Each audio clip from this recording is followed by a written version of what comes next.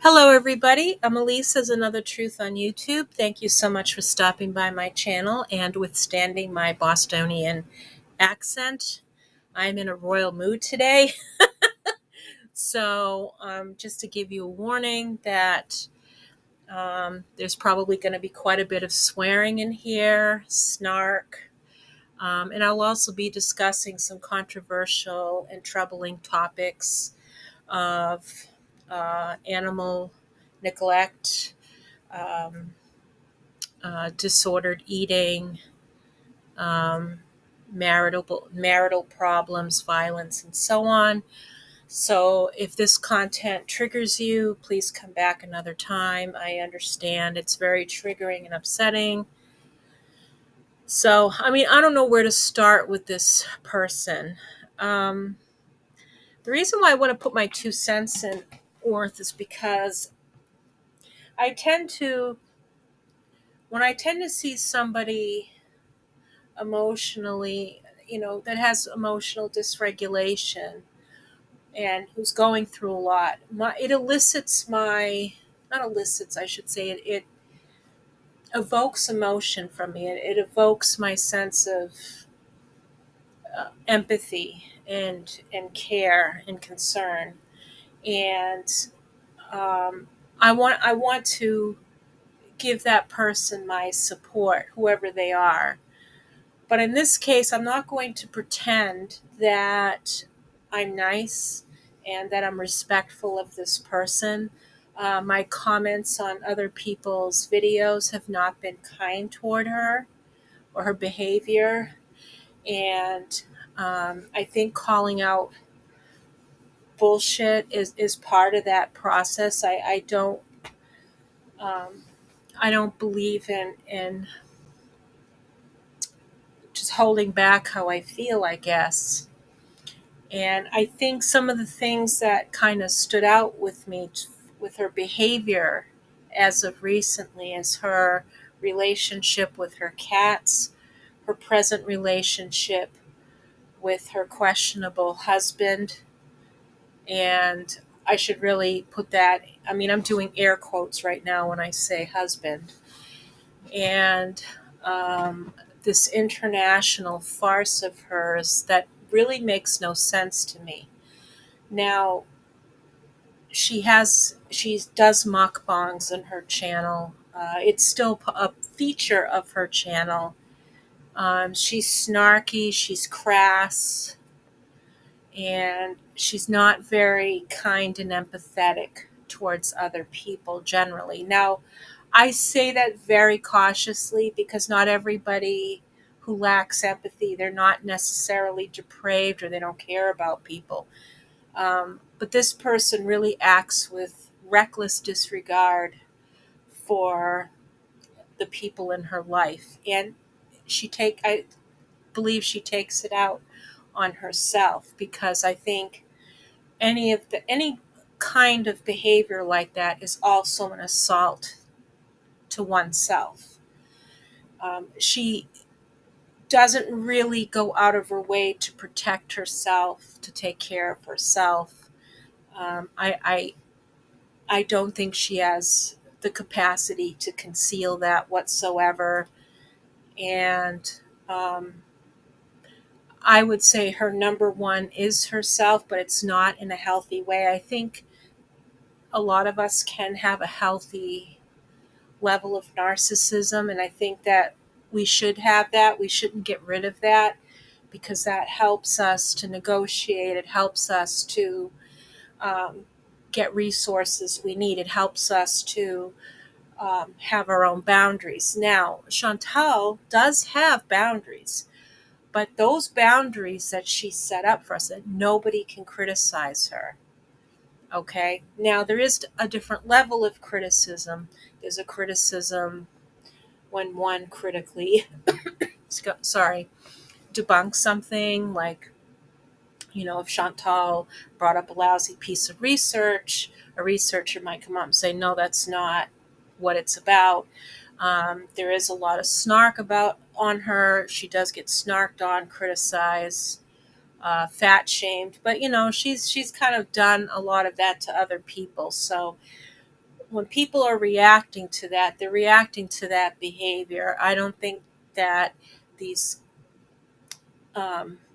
this gradation of criticism is unwarranted, to be honest with you. And some people have had a history with her, and so I'm not going to disregard that in my conversation today. But I will say that she does appear to be quite emotionally dysregulated. Her relationships are complicated. She's burned bridges. Um, the men in her life have treated her like shit. She's treated her men like shit. Now, we can't always control how people are going to treat us at first because we don't always know.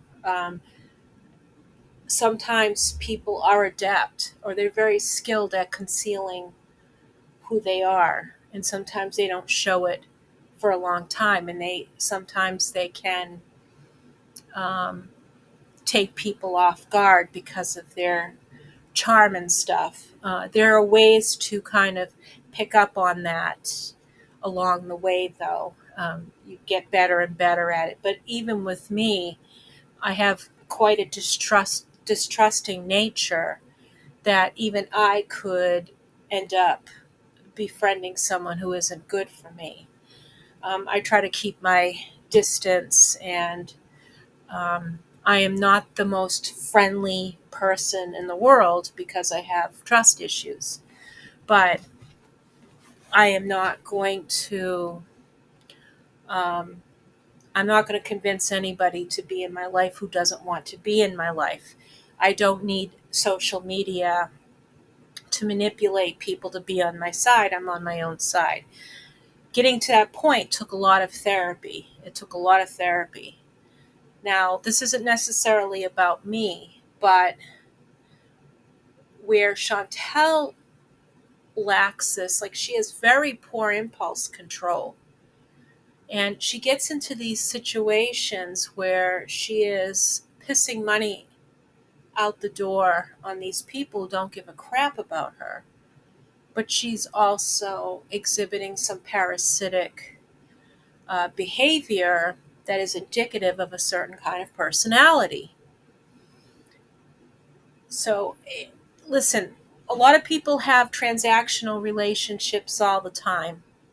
People have relationships for different reasons. Some of them are temporary, some of them are long term. I'm not going to shame a woman for her sexuality.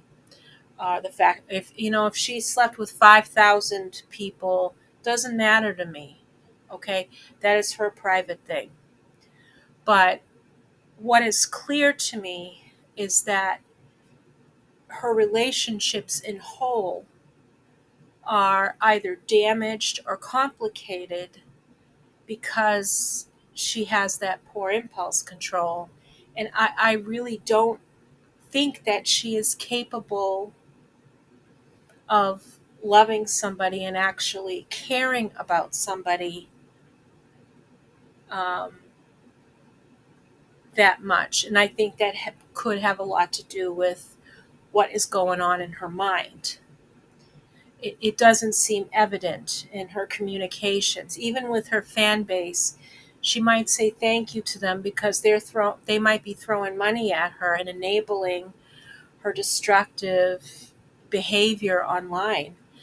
I stopped watching mukbangers because there are certain mukbangers that are on a trajectory of, how do I say it, of such precarious health outcomes that it would compromise living.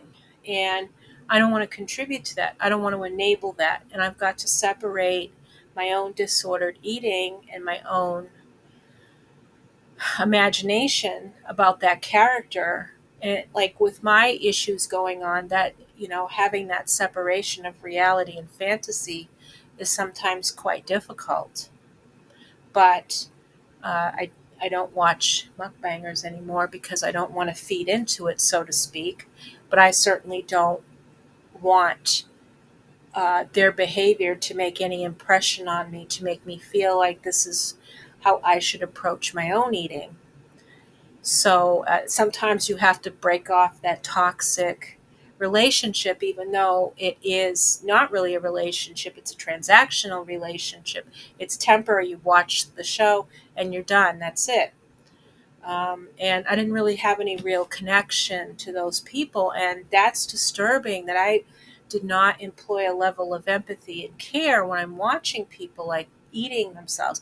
I'm not talking about the people who edit stuff, because some mukbangs are they are scripted and stuff, but others people are using food as a means to, yeah, to entertain, but to fulfill what is empty in oneself. And it's very destructive. It's destructive to the audience who might be going through something like that. And it's also destructive to the person creating that content, because you have people who enable it by funding these destructive eating shows. And there have been a number of people who have made these shows, who have had partners that enabled the binge eating and things like that. And in Chantal's case, her fake husband or temporary husband, I think he's doing that. Now, she is temporarily married to a man in Kuwait, and I say temporarily because there was some speculation she's not really married, but it had occurred to me that in some cultures, in some Islamic communities or countries, it's, it might be one of those things that's illegal, but they kind of like turn their face away from it. Um, but it brings no value uh, to anybody other than having sort of religious protected sex. And what I'm saying that is that they're not breaking the law by having out of wedlock sex, so to speak. They're having it's just a temporary blessing or whatever for that amount of time, 2 hours, 2 weeks, a year. But there is no monetary or monetary commitments or contracts involved. And so Chantal does not really have the full rights as an Islamic wife to any property that her husband has. And to be honest, her husband doesn't have a pot to piss in. Now, I'm not sure of his origin. I mean, he's of Syrian origin, of Syrian um, heritage. I don't know if he's a migrant or a refugee in Kuwait. If I missed that part, please let me know, because that can make a whole difference to how this marriage thing will play out. And I think he had hopes of going to Canada, and she had hopes of being financially cared for, but nobody in this relationship is getting what they want. To some extent, she has all the power to leave because she is not legally his wife. She doesn't have any roots in Kuwait. And, I think the only reason why she ran away from Kuwait is to run away from accountability, probably from her cats that she mistreated, but also because maybe some financial issues going on. It's speculated she might have some tax issues. And that could further complicate any kind of petition to bring someone abroad. I know that when I was married to my ex husband, I was in South Africa. I had to produce several years of um, tax paperwork. That was what was required from me. I had to have a sponsor. So we were self sponsored, and we had a backup sponsor, and we had a lot of other things going for us to bring that back. I also had a real marriage. It was done by the magistrate. I had a baby, a second child in the marriage. I had my first child with me, so I was raising both of them in South Africa. So, I had a legitimate marriage. Now, Canada and the United States really don't take kindly to fraudulent marriages. Now, I'm not saying that things don't get slipped through and stuff like that, but there's serious consequences if you lie to immigration about that kind of thing. You have to prove it. Now, you have to prove it especially when you're in the country, but I had the benefit of living in his country to be able to take care of all that stuff. It was also very expensive, and it was time consuming, and I had to produce a lot to prove that he could come back with me, and so did he. So I don't know where in the world, and Canada has a very strict system from what I've read, but I'm not quite too familiar on it. So I don't know what she was thinking when she went over there, and I don't know what he was thinking. None of them did their research. I think that they both, what they call, catfished each other, because he doesn't have a pot to piss in, and she has no way to bring him across. I don't know if they're going to find loopholes to do it, but he's not going to be, he's not completely self sufficient. I mean, as far as I'm concerned, now I could be misusing this. He's virtually stateless. So if he's like a refugee there, he's virtually stateless. I mean, how are, he's not even, he's not Kuwaiti. He doesn't have any kind of stable grounding there to be able to say I'm married to this. He would probably have to go back to Syria uh, for this position, for this petition, if Chantal was to petition her husband to go abroad. I don't even think their marriage is legal. I don't even see how it could be a legal marriage, given that, or anything. But I mean, she could have an official Islamic marriage, but that would also have to be um, state recognized, and Islamic marriages in countries like that are usually state recognized as well.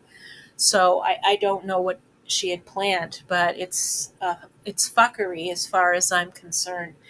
And I also thought about our tax situation in Kuwait, but I don't think that they pay an income tax. I'm not sure, but I don't think she has to pay taxes. I know when I lived in South Africa, I had to pay taxes on my income.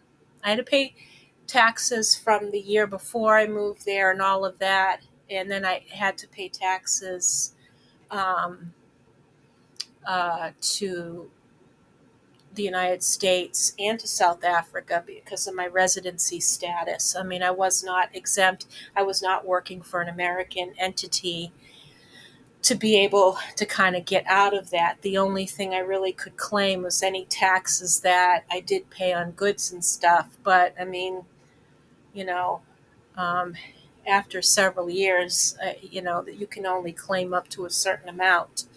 And so I just didn't even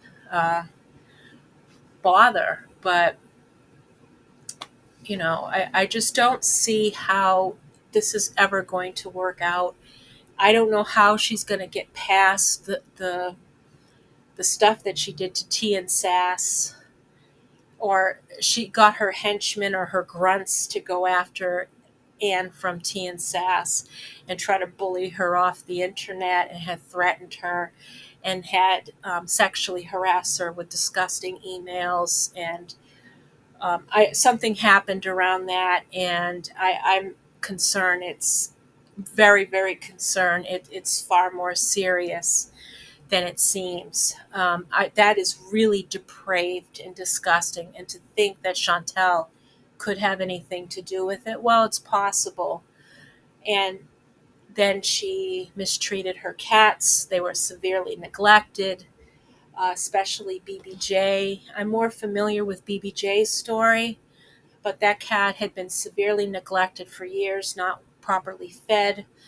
Um, and some of her exams have proven the state of the neglect. And there was some um, discussion that she had tried to get BBJ euthanized, and she was prepping BBJ for that euthanization through abusive means. And I find that horrifying, but I can't imagine this is all stuff that's come out of the blue. I think that there has been long-standing problems with Chantal and her relationships with her pets, with her family, with her friends. This is not something that just comes out of the blue like that. Now, I'm not a professional or anything, but she's none of her relationships are not based on trust. They're not based on love. And Chantal constantly feels like she's being persecuted, and some people are persecuting her. And I feel that they have legitimate reasons to do so. Now, I wouldn't do what they do to call her out, but they know her better than me. Have been hurt more. I mean, Chantel probably isn't even aware that I exist, which is fine by me. But from what I see, you know, she has no sense of accountability or personal responsibility to herself, to her health, to her family, to her country, all of that. She's taken on a new faith, so she is a new Muslima. Many people have said that um, she's cosplaying as a Muslima. Now that certainly looks like it, doesn't it? Just because of how she's behaving, especially during Ramadan, and she's breaking a lot of tenets of Ramadan, or being holy, of being Islamic. And that's not for me to really say because I'm not a Islamic scholar or anything like that, but there is questionable behavior. If you have your slate cleaned by reverting to Islam, you have to behave as such. But there's no such thing as a clean slate. There is no, especially when you have kind of things looming over you, things that you haven't taken accountability for. Some things, don't always result in a resolution, but I mean, if she has debt and she has these ongoing issues with other people and the stuff about her cats, I don't see how she could feel absolved from anything without rectifying those things. And no amount of abayas, burqas, covering up is going to cover up those things. They're not going to cover. It's not going to cover up her past, her present behavior. And maybe she sought the protection of the abaya, so she feels like she is absolved from um, people like us criticizing her. She may feel like she's above that. Now, if she had converted on her own, that might have been a different thing. She might have had some level of power, but she has an unstable marriage. The marriage may not even be real. It's probably a nika muta, and it's temporary for a certain amount of time. It's not going to lead her anywhere. She doesn't love this man. This man doesn't love her. And I'm not going to criticize her apartment because it's her place and you can beautify anything, but she doesn't even take care of that. She doesn't take care of it. She has a hamster there. She doesn't look after too well. And I don't know how she can just abuse her animals, drop it, and move on to the next set of animals. I mean, she shouldn't be around animals till she figures out what the hell is going on with her, because those animals did not ask to be brought into that situation. So at the end of the day, that's my 2 cents worth. It's not really anything educative or informative, but that's my 2 cents worth. And Chantal is in a whole world of hurt and on a level she's never experienced because she's clearly out of place in Kuwait. She will never assimilate. She will never have 2 feet planted there. She's not going to make a life there. This is a temporary situation. She'll get sick of it. She'll come back to Canada, go back to Canada. She'll have to face it. And she could do that and atone for her behavior and face the consequences and do better with her life and not involve other people until she can work on herself. That's how I approach my life.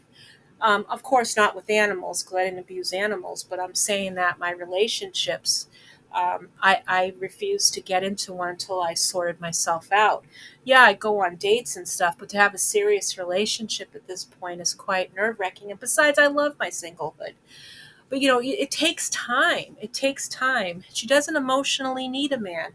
A man isn't going to make her. Now that may contradict her her newfound religion, her faith and stuff. But I fail to see how having this husband is going to fix that for her. He doesn't even love her. He doesn't respect her. He's a parasite, just like her last boyfriend was. Last boyfriend is a parasite from Egypt who never gave a crap about her either. And that man mistreats everybody. So, and you know what also pissed me off? That Chantal had the audacity to complain how her cat is not doing well. Cat's doing very well. Cat seems very happy, living a good life, getting good food. By all accounts, the cat looks healthy. The cat is taken care of for the first time in God knows how long. And Chantal is upset because another woman is taking care of her cat with respect. And I think Chantal's a disgusting misogynist, because if it isn't her that has all the attention, no other woman marries. And there is power in sisterhood, but she definitely doesn't have that. She wants to set herself apart from that as the only person. And she really has very distorted sense of self, which I hope that she gets a hold of, because this is not going to end well for her by her own hands.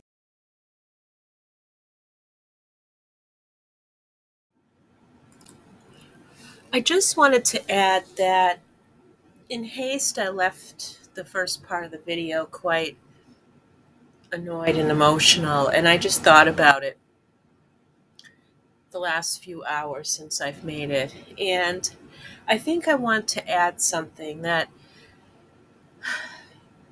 I refer to Chantal as maybe having emotional dysregulation. Now, I don't know if that's really her, if it's the character she plays on YouTube. It seems like it is her that she portrays in her own YouTube videos, so I'm going to assume that. And I'm not a professional in the mental health field. I can't diagnose, I can't do any of those things. I can only post my layman's observation. And while I have my own experience with mental health challenges, it certainly doesn't give me permission or the experience or expertise to make that observation others, at least clinically. I just do see that there is a lot of erratic behavior, and there is untreated problems, it seems. It seems. So I want to address that. Now, I don't know what convinced Chantal that she would have better circumstances in Kuwait, given the load of self described mental health problems and other, ailments, other bodily ailments she encounters. She has, I mean. And it's astonishing to me that she would move away from a place where she has all the resources, more resources than Kuwait, to be able to get the help and the behavioral intervention she needs, and access to proper medication monitored by a doctor, facilities that would help if she could not manage.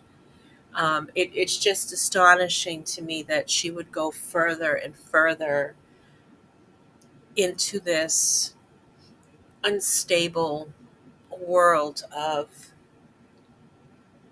nonsense. But I mean, a person who doesn't have a well mind, they're going to keep making poor decisions, bad decisions against their best interests, because that facility just isn't there. So I'm wondering how much research she actually did before going over there, of what she might encounter. I don't think that there was any research done. I think this was entirely impulsive. She may have researched restaurants that are there because part of her show, part of her shtick on YouTube is surrounded by food, and I think having access to food uh, is a profit maker for her channel, since her channel was predicated on eating copious amounts of food in front of a bunch of people. But I'm also like, I don't know, I'm just kind of thrown off. And please forgive me because I really don't know, but in Islam, from what I understand, that the mind body connection is important.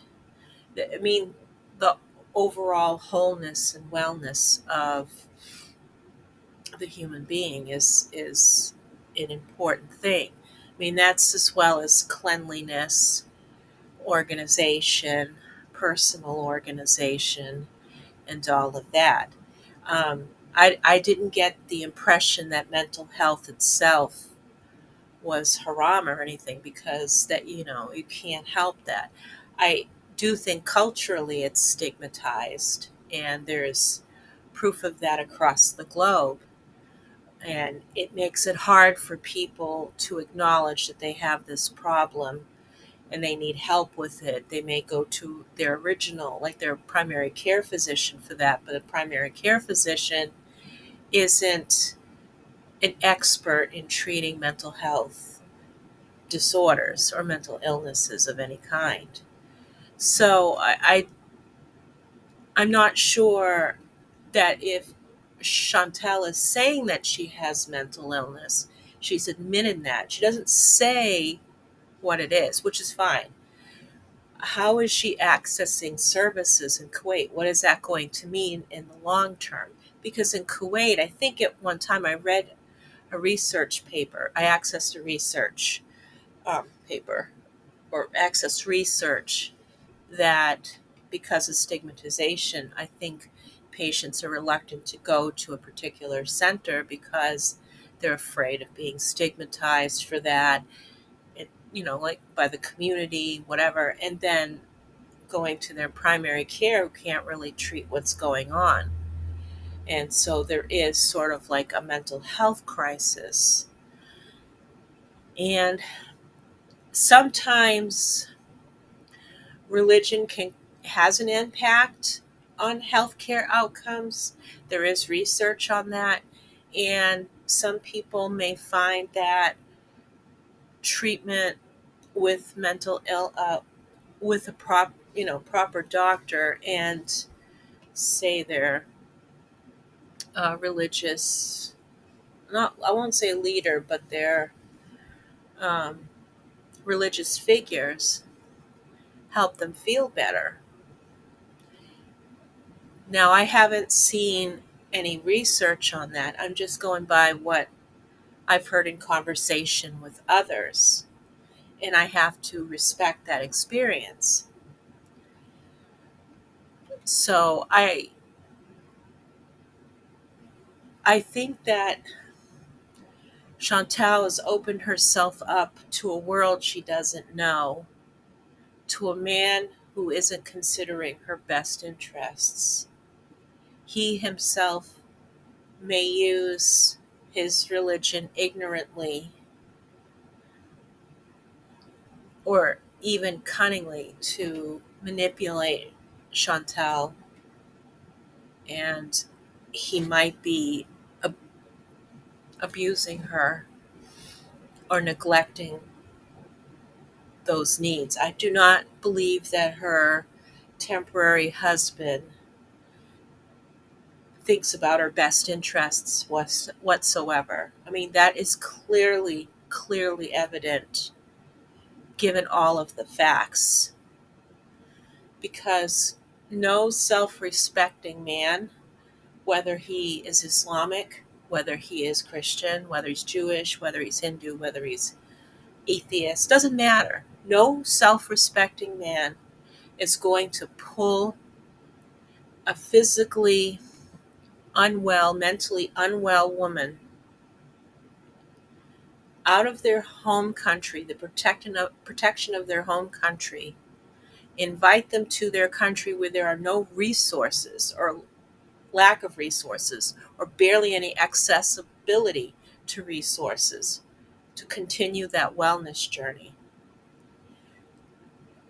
Call her his wife, and then is going to take care of those needs. He's not going to do that. He's under no obligation to do that because of the type of marriage that they possibly have and the fact that he expects to get more out of her than he's going to put into her and into the marriage. And to me, I mean, I don't have the right to say this because I don't know, but I'm going to say it anyway. I mean, this isn't a man of Islam. This is just a brute who wants to take advantage of a sick woman so that he can have a better life in Canada and marry marry the type of woman he wants, because he is trained to think that he is more important than anybody else, than any god that he might believe in, and that his needs are primary and principal. And he doesn't care if he trashes his religion, trashes his culture, or trashes her to achieve that end.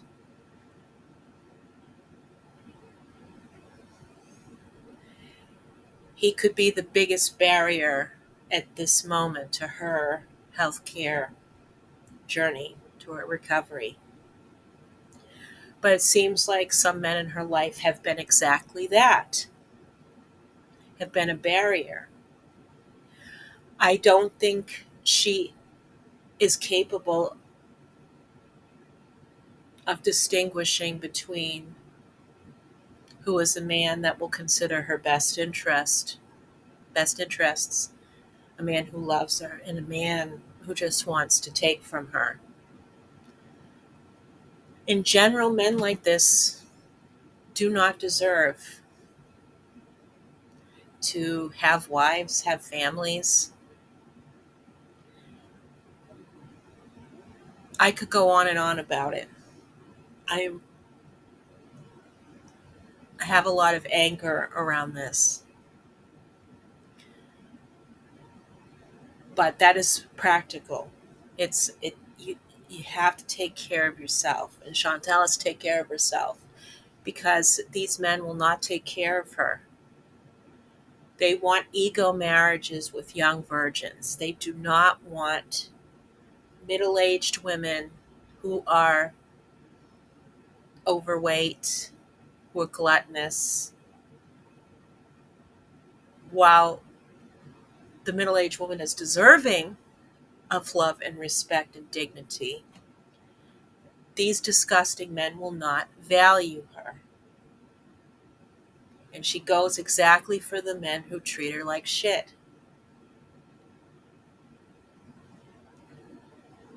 And until she realizes that, until she understands that she is reckless, she is violent, you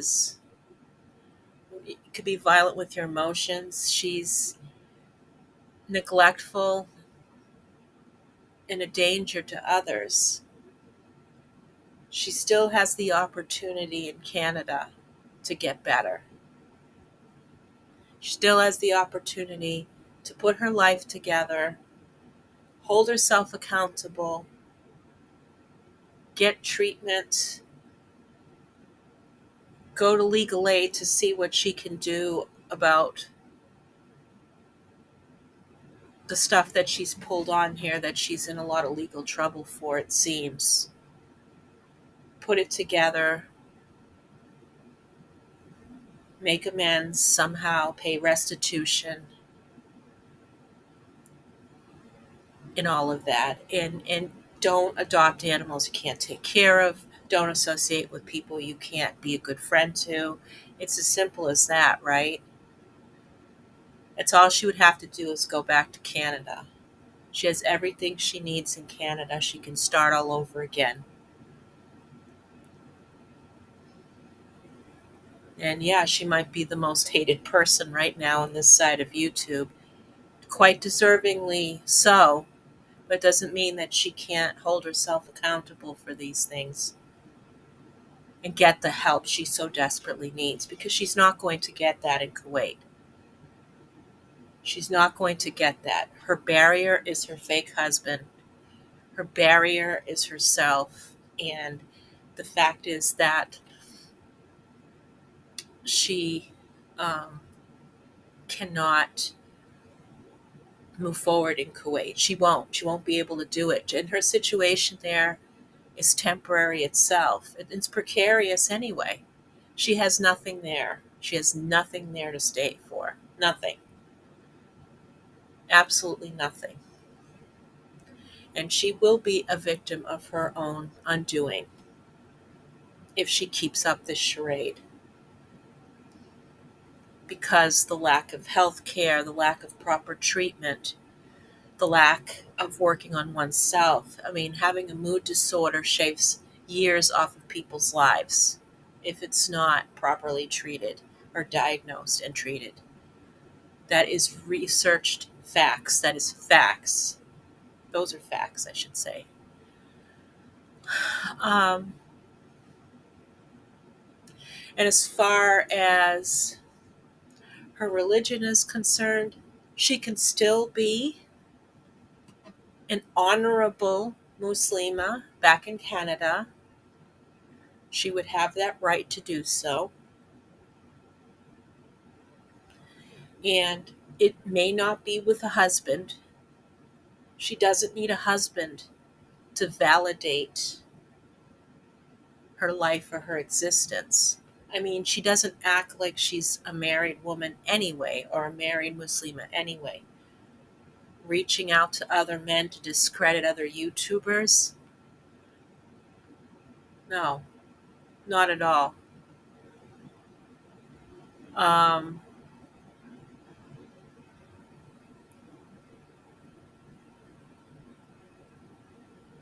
she shouldn't even utter another man's name around her husband.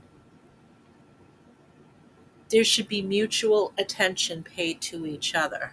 And there's not that. There's no respect, because this marriage is a sham. It's a marriage of convenience. And it's not even that, because the situation is so unstable anyway that that nothing can come from that.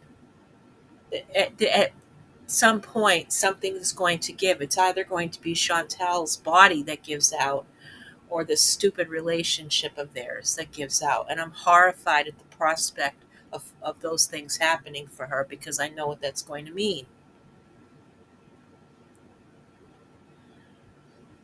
Now, going back to how faith plays into mental health,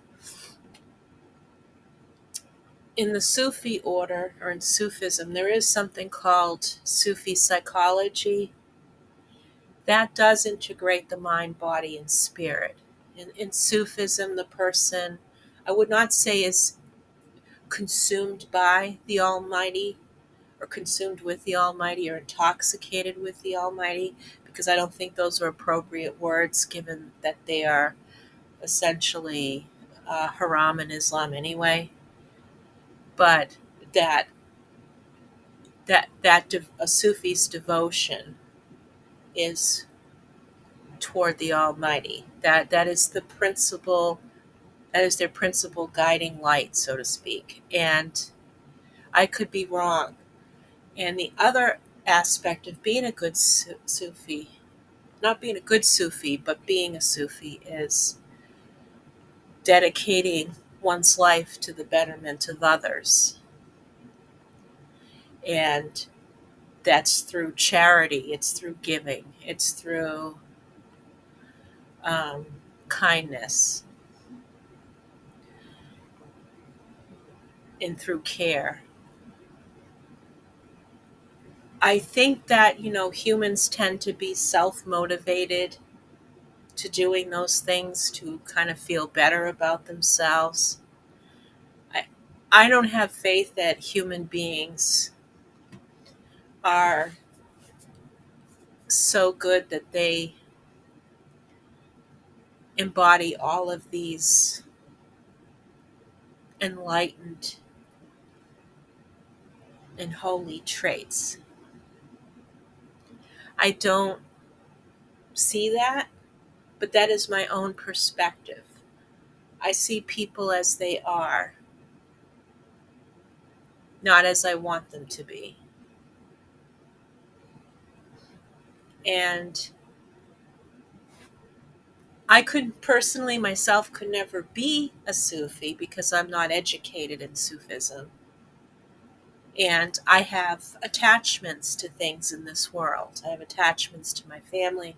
I have attachments to my ego. I have attachments to material things. Not to an extreme, because the less I become detached of those things, the better I feel, the better I'm able to heal, to feel better about myself. And see, that's also motivated by my own need to get better, which is obviously what a human being would want. But still, it's like Chantal is in kindergarten and with this religion. She does a preschool, I should say. She's still tantruming like a preschooler when things don't go her way. Her emotional development does not allow for a religious conversion or reversion. I don't see how she's going to devote herself. But if she does, and she can get the mental health that she needs to develop herself, I mean, she might decide that this was a mistake, or she might decide that she wants to continue as this part of her life and being more involved in her community as she is growing and healing. Because where she's at now, what she's doing now, she's not going to get far. I see two horrifying outcomes out of this. But it's not for me to judge at the end of the day because I don't know. I just have a feeling that that's where she's headed. Why should I care? I don't actually care about Chantal, but in a way, when you see someone who has fallen apart, and as much as I hate her behavior, and as much as I express that, and what I think of her based on that behavior, doesn't take away the fact that I and it doesn't matter what I think at the end of the day anyway. I just want to express myself that at the end of the day, having mental health treatment by a professional in a safe place is the only way to go at this point. And I'm not going to sit here and, yeah, trash on her. I mean, I'm disgusted by her behavior, but I'm here on YouTube making those points. And what am I doing to contributing her further grief? Believe me, Chantal's doing it entirely on her own with her husband's help, fake husband's help. And he is a fake husband. I mean, even if they were married in a state marriage or in a proper Islamic marriage, he's no husband to her. He's her ringleader.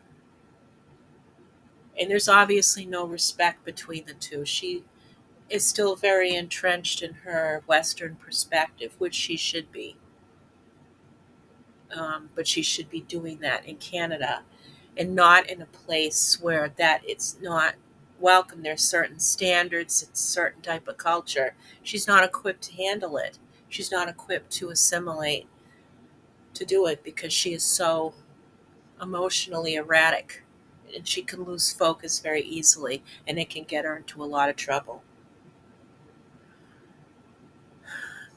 Anyway, that is it for my spiel. I hope that you're all taking care of yourselves, including Chantal.